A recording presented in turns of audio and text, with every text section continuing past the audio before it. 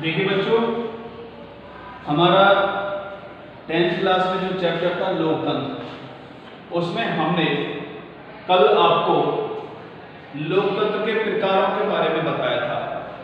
प्रत्यक्ष लोकतंत्र के बारे में बताया था जिसमें जनता सीधी भागीदारी निभाती है और वहाँ वह स्वयं अपना कार्य करती है, और दूसरा था अप्रत्यक्ष या प्रतिनिधि लोकतंत्र जिसमें जनता अपने प्रतिनिधियों के माध्यम से कार्य करती है। और यह विधि अब हम ये कह सकते हैं कि सभी राज्यों में, सभी लोकतांत्रिक राज्यों में अपनाई जा रही है प्रत्यक्ष लोकतंत्र की। उसके बाद आता है लोकतंत्र की विशेषता।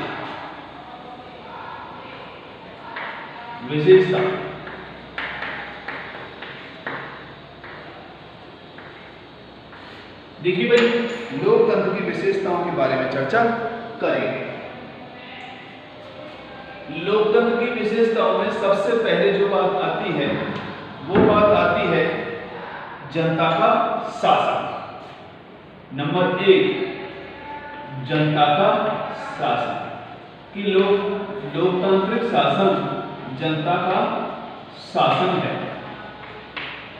जनता का शासन, देखिए भाई, जनता का शासन कैसे है?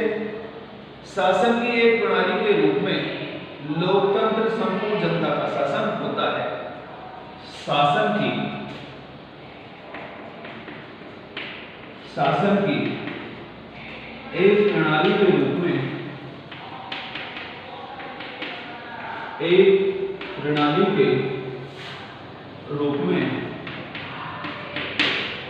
शासन की एक प्रणाली के रूप में लोकतंत्र संपूर्ण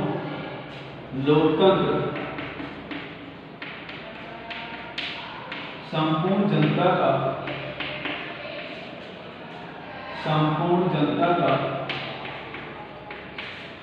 शासन होता है। संपूर्ण जनता का शासन होता है। लोकतंत्र की एक शासन प्रणाली के रूप में लोकतंत्र संपूर्ण जनता का शासन होता है। जनता का अर्थ संपूर्ण जनसमूह एवं प्रत्येक व्यक्ति से है। जनता का अर्थ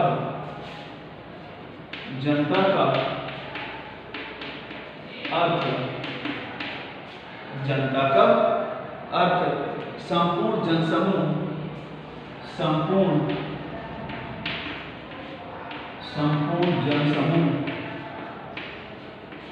संपूर्ण जनसमूह एवं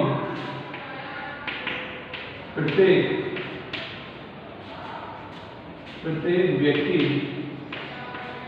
संपूर्ण जनसमूह एवं प्रत्येक व्यक्ति से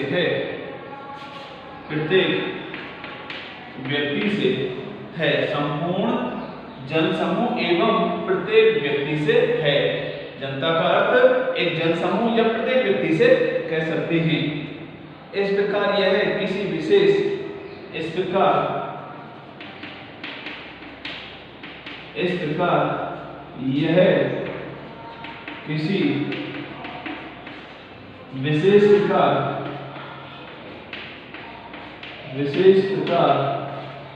की नस्ल,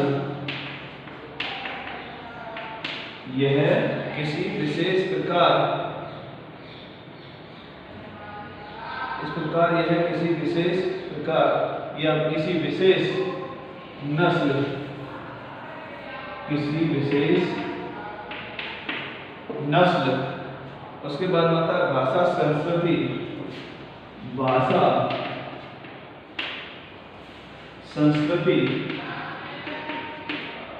किसी विशेष नस्ल, भाषा, संस्कृति आदि से संबंधित वर्ग का शासन नहीं है। आदि से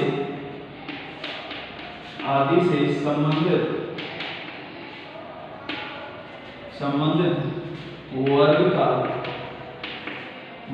का शासन नहीं है। यह किसी वर्ग, नस्ल आदि से विशेष संबंधित कोई शासन नहीं है। जनता का शासन की एक प्रणाली के रूप में संपूर्ण जनता, लोकतंत्र का अर्थ संपूर्ण जनता के शासन से होता है। अब ये जनता का अर्थ क्या होता है? जनता का अर्थ एक विशेष जनसमूह, यानी एक जनसमूह से हम कह सकते हैं कि वो लोकतंत्र जनता है। और एक क्या, प्रत्येक व्यक्ति, हम किसी एक व्यक्ति को नहीं छोड़ सकते, संपूर्ण जनता से, संपूर्ण प्रत्येक व्यक्ति से अर्थ जनता का होता है। इस प्रकार यह किसी विशेष नस्ल, भाषा, संस्कृति आदि किसी संबंधित वर्ग का शासन नहीं है कि भाई एक नस्ल का हो, एक संस्कृति का हो, किसी विशेष वर्ग का हो, ऐसा कुछ भी नहीं है। उसके बाद में दूसरी जो विशेषता आती है, जनता द्वारा निर्मित शासन। जनता द्वारा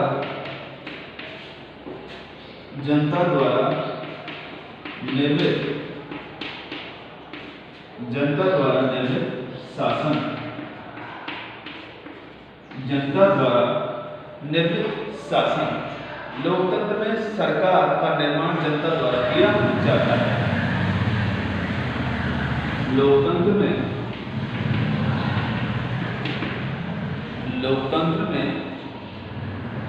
सरकार का निर्माण, लोकतंत्र में सरकार का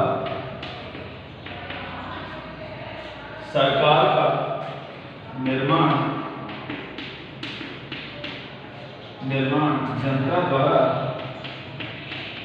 जनता द्वारा किया जाता है।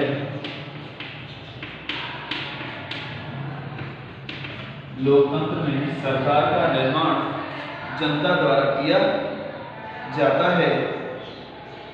इसमें जनता अपने प्रतिनिधि चुनती है। इसमें जनता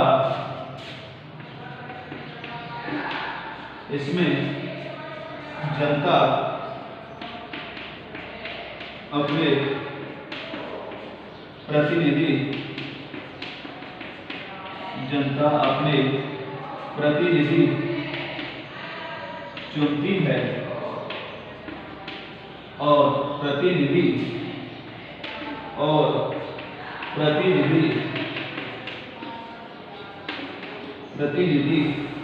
सरकार का निर्माण करते हैं और प्रतिनिधि सरकार का निर्माण करते हैं।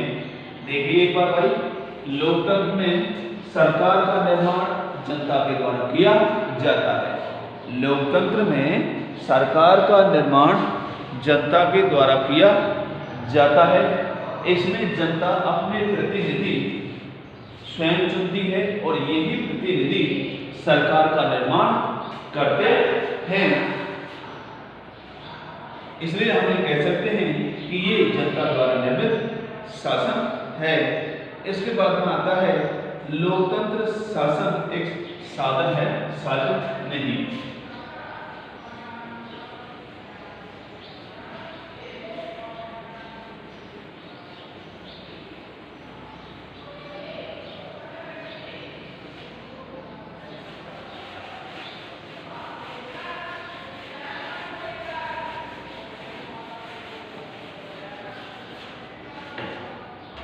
लोकतंत्र शासन एक साधन है। लोकतंत्र शासन एक साधन है,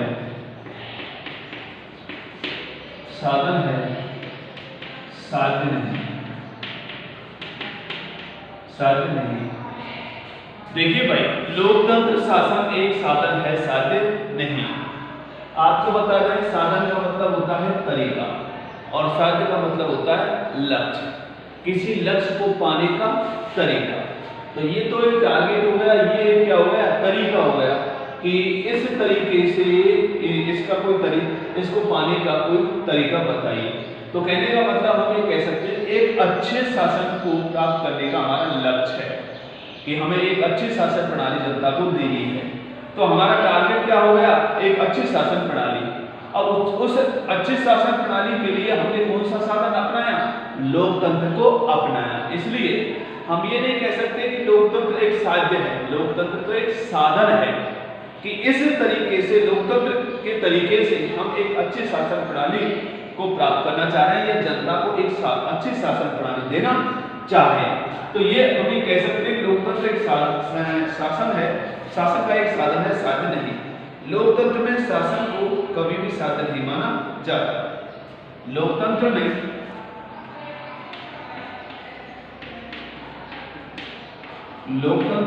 शासन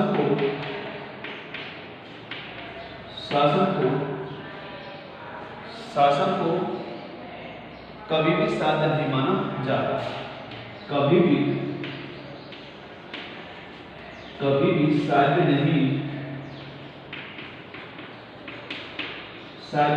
माना जाता। लोकतंत्र में शासन को कभी भी साध्य नहीं माना जाता, अपितु शासन को एक साधन माना जाता है। अपितु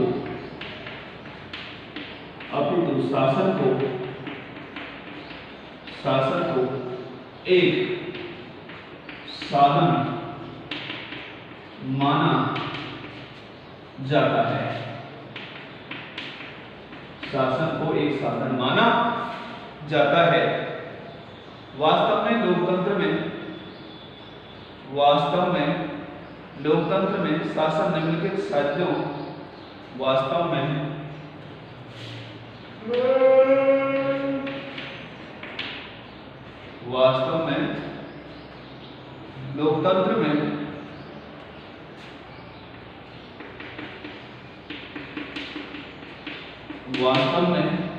लोकतंत्र में शासन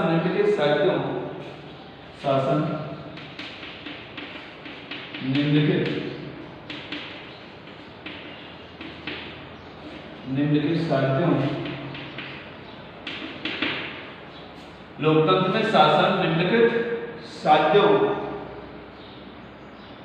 की प्राप्ति का साधन माना जाता है। साध्यों की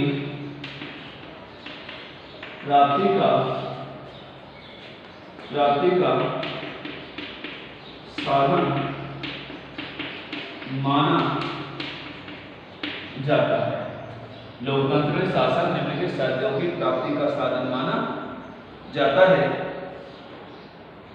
नंबर 1, व्यक्ति की स्वतंत्रता एवं गौरव की रक्षा। नंबर 1, व्यक्ति की स्वतंत्रता एवं गौरव की रक्षा। नंबर 2, दूसरा जो पॉइंट है वो है सार्वजनिक हित की वृद्धि। सार्वजनिक हित की वृद्धि। देखिए भाई, लोकतंत्र में जो एक तरह से जो साधनों की प्राप्ति करता है उनमें कौन कौन से कि नंबर 1, व्यक्ति की स्वतंत्रता एवं गौरव की रक्षा लोकतंत्र में की जाती है। हमारी स्वतंत्रता की रक्षा, आपकी स्वतंत्रता की रक्षा लोकतंत्र में ही संभव है। हमारे गौरव की रक्षा लोकतंत्र में ही संभव है। उसके बाद में दूसरा पॉइंट आता है सार्वजनिक हित की वृद्धि। लोकतंत्र हमें कह सकते हैं इसमें सबके हित की पूर्ति के प्रयास किए जाते हैं। सबको एक टारगेट मानकर के आगे बढ़ा जाता है। किसी एक के लिए ऐसा कुछ नहीं किया जाता कि भाई एक व्यक्ति को ही उसमें आगे बढ़ाया जाए। उसके बाद में अगली जो विशेषता है वो है जनता के प्रति उत्तरदायी शासन। अगला है जनता के प्रति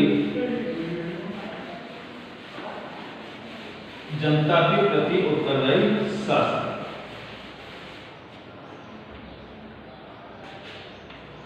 जनता के प्रति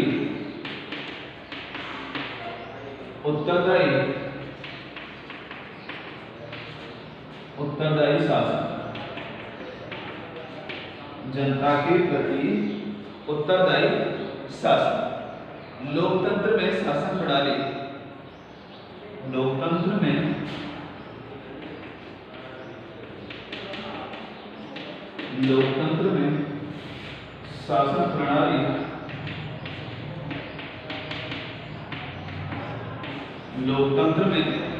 शासन प्रणाली लोक प्रभुत्व के सिद्धांत को स्वीकारती है। लोक प्रभुत्व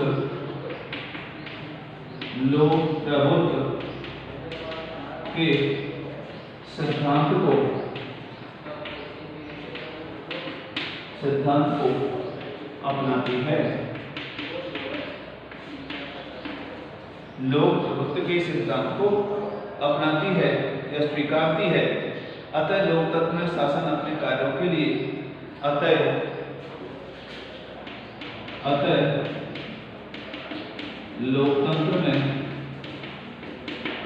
लोकतंत्र में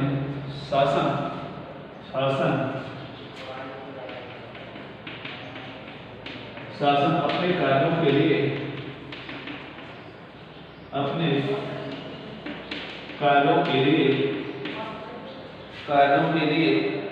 जनता के प्रति उत्तरदायी है। जनता के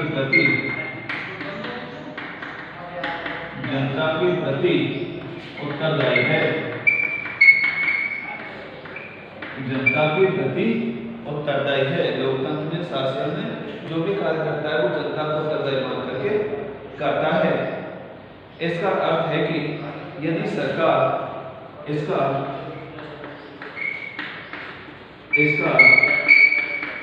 अर्थ है कि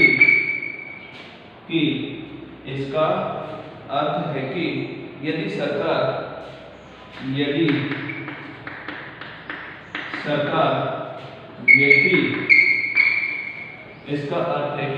सरकार व्यक्ति की स्वतंत्रता को छीनती है, यदि सरकार व्यक्ति की स्वतंत्रता को छीनती है,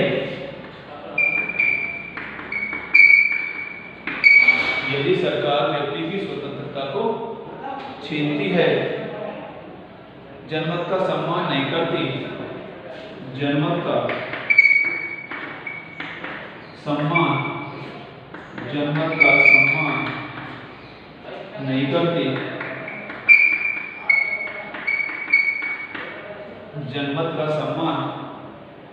करती, अथवा सार्वजनिक हित में कार्य नहीं करती, अथवा सार्वजनिक हित में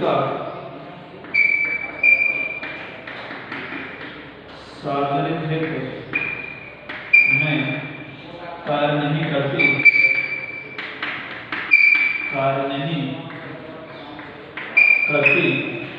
सार्वजनिक हित में कार्य नहीं करती अथवा सार्वजनिक हित में कार्य नहीं करती तो जनता उसे बदल देती है। तो जनता उसे बदल देती है। देखिए भाई, जनता के प्रति उत्तरदायी शासन लोकतंत्र की विशेषताओं में अगली है जनता के प्रति उत्तरदायी शासन।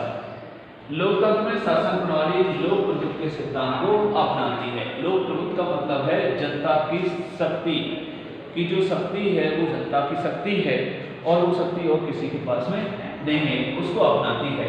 अतः लोकतंत्र में शासन अपने कार्यों के लिए जनता के प्रति उत्तरदायी है। इसलिए लोकतंत्र में जो शासन प्रणाली है वो जो भी कार्य करती है वो जनता को उत्तरदायी मान करके उन कार्यों को अंजाम देती है। कि इसका अर्थ है कि यदि सरकार व्यक्ति की स्वतंत्रता को छीनती है, लोकतांत्रिक शासन में हम कहें कि यदि सरकार जनता की स्वतंत्रता को छीनती है एवं जनमत का सम्मान नहीं करती, जनता की स्वतंत्रता को छीनती है और जनमत का सम्मान नहीं करती है या सार्वजनिक हित में कार्य नहीं करती है, तो हम ये देखते हैं कि जनता उस सरकार को आगे बदल देती है। और इसका आप उदाहरण देख सकते हो कि किसी भी राज्य में या किसी भी, हम ये कह सकते हैं हमारी केंद्र की सरकारें एक स्थायी रूप से कार्य नहीं करती, एक पीरियड बाद में बदल जाती हैं या 2 पीरियड बाद बदल जाती हैं। जैसे कि 5 साल किया काम, फिर दूसरी सरकारें आ जाती हैं, या 10 साल किया फिर बदल जाती हैं। कहने का मतलब जब तक जनता को ऐसा लगता है कि ये हमारे कार्यों के लिए प्रति उत्तरदायी है, जनता उसे तब तक शासन में रखती है। और जब जनता ये सोच लेती है कि ये सरकार हमारे कार्यों के प्रति उत्तरदायी नहीं है, तो जनता फिर ऐसी सरकार को बदल देती है। इसलिए हम ये कह सकते हैं कि लोकतांत्रिक शासन में लोकतांत्रिक शासन होता है वो जनता के प्रति उत्तरदायी होता है। जितने भी कार्यों को अंजाम देता है वो जनता को उत्तरदायी मान करके उन कार्यों को अंजाम देता है। और आगे की जो विशेषता है उन पर हम कल नजर डालेंगे। आज के लिए बस इतना ही। Thank you so much.